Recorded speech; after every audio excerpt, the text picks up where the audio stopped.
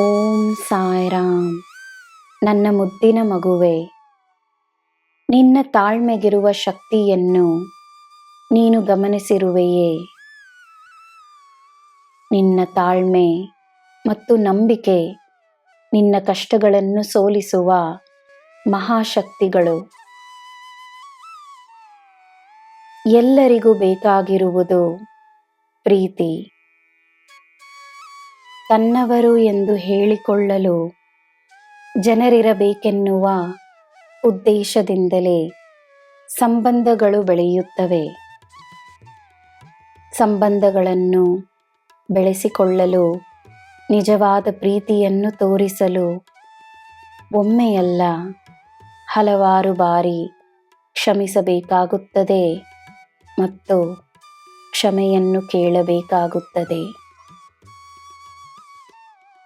ಕ್ಷಮಾಪಣೆ ಇರುವ ಸಂಬಂಧಗಳಲ್ಲಿ ಪ್ರೀತಿಗೆ ಜೀವವಿರುತ್ತದೆ.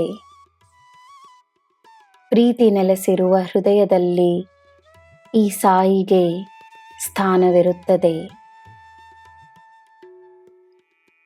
ನಿನ್ನ ಮಕ್ಕಳಿಗೆ, ನಿನ್ನ ಹಿರಿಯರಿಗೆ ನನ್ನ ರಕ್ಷಣೆ ಇರುವಾಗ ನೀನು ಅವರ ಚಿಂತೆಯನ್ನು ಬಿಡು, ಧೈರ್ಯವಾಗಿರು.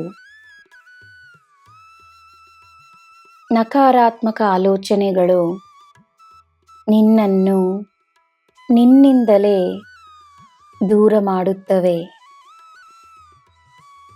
1000 ನಕಾರಾತ್ಮಕ ಆಲೋಚನೆಗಳನ್ನು ಸೋಲಿಸಲು ಒಂದೇ ಸಕಾರಾತ್ಮಕ ಆಲೋಚನೆ ಸಾಕಾಗುತ್ತದೆ.